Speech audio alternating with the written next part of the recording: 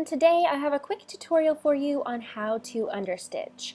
Understitching is important as it helps keep the lining layer of our garments pulled towards the body so they don't peek out in the front of the garment.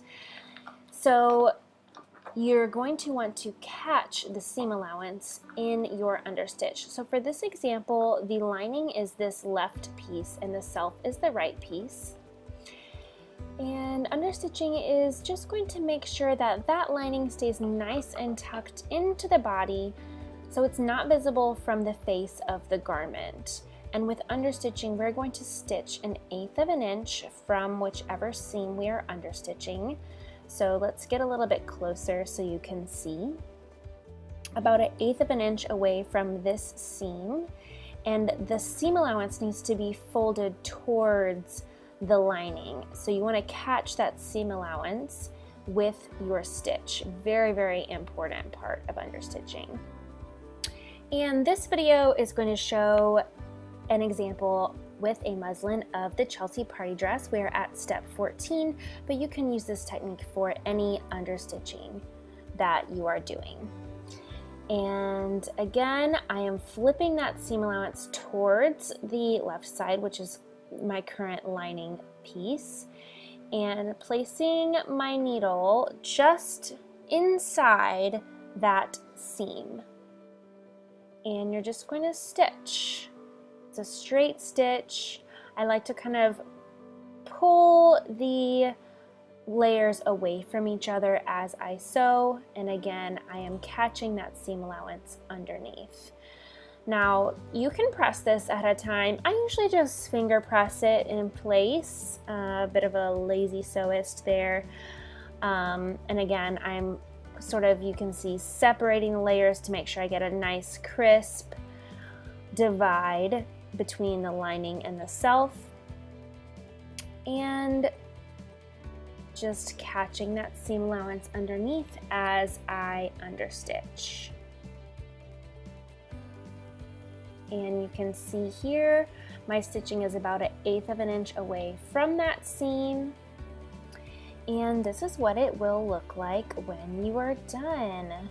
Here's our lining side and our self side. And let's zoom in here and you can see that the stitching is just to the left of the seam on the lining side, about 1/8 of an inch.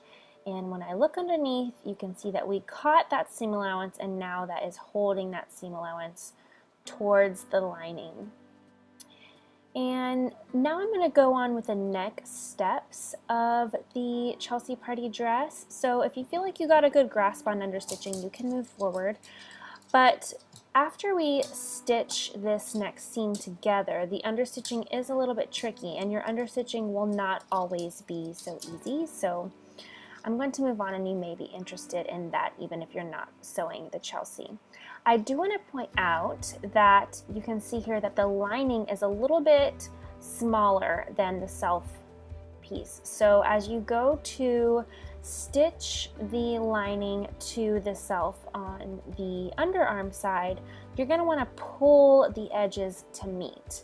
The lining is smaller intentionally so that whenever we turn this right sides out, it's going to be that much more helpful in pulling that lining towards the body, holding it nice and snug, and not showing any of your lining towards the front of the garment, which is awesome if you have a contrast lining. So here I've done that stitching, again, meeting my edges of my lining and myself. And now we're going to understitch this underarm seam. So again, towards the lining side of the seam. Now the lining side is going to be on the right when you're looking at it. Again, you want that seam allowance folded towards the lining, and we are going to stitch again 1/8 of an inch away from the seam. Now this is going to be a little bit tricky because as we stitch, the space that we have to sew is going to get much smaller as we head toward that shoulder strap. You are going to have lots of instances, especially with underarm facings and stuff like that, where it's going to get a little snug. So you always want to start your stitch. See, as we get up in there, it's going to get really tight. So you always want to start your stitch in the most open part of your garment.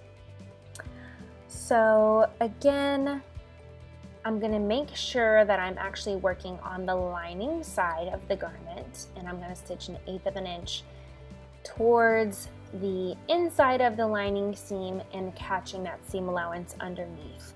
I'm starting at the most open side, so in this case we're starting at the center back, and I'm just stitching up into, my big head is getting in the way, I'm sorry guys. We're stitching up into that garment, and I'm just going to keep stitching as far as I can go, maneuvering the fabric, opening it up, make sure I'm not catching any weird ripples, and I'm going to stitch as far up towards that shoulder seam as I can get. Just pulling and opening as I go. You're going to be able to get pretty close. As you stitch, you're going to be able to open more and more. You can see how I'm just pulling everything. Obviously, you don't want to stretch out your pieces, so I'm not pulling tight like with tension. I'm just maneuvering the fabric out of the way so I'm not getting any ripples, and I'm able to make that understitch up as high as I can get it. And then we are going to, of course, clip our threads. And you can see I got about an inch away from the shoulder seam. And now, if you are following along with the Chelsea sew along, you can see here, this is what it looks like when we are done, and we are going to turn this inside out. Don't forget to clip some notches in your armhole curve. This is going to help everything be nice and neat once we turn it. And I like to use a loop turner for this. You may have a chopstick or some other kind of favorite method. I love my trusty loop turner. This will be pretty easy to turn because the strap isn't too tight.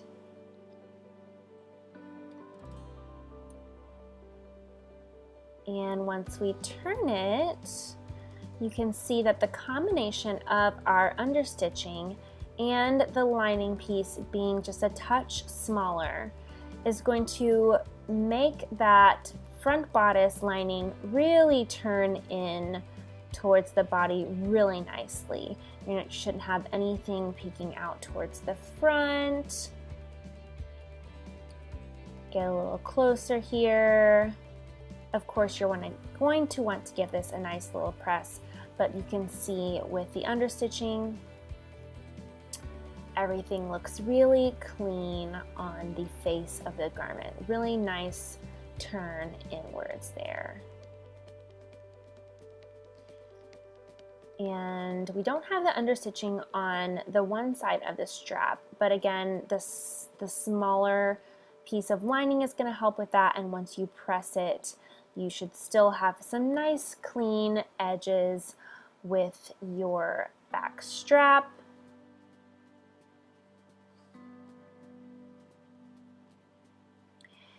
And again, this technique can be used with any garment, not just the Chelsea party dress.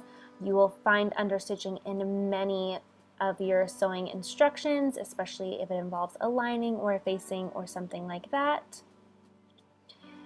And if your lining pieces aren't smaller, you can always cut them smaller to have that nice curve inwards. Thank you so much for joining me for this tutorial. I hope you found it helpful. Be sure to check out my other tutorials and the rest of the Chelsea party dress sew along if you are making the Chelsea party dress, and don't forget to share and hashtag on social media, hashtag Chelsea party dress. Bye-bye.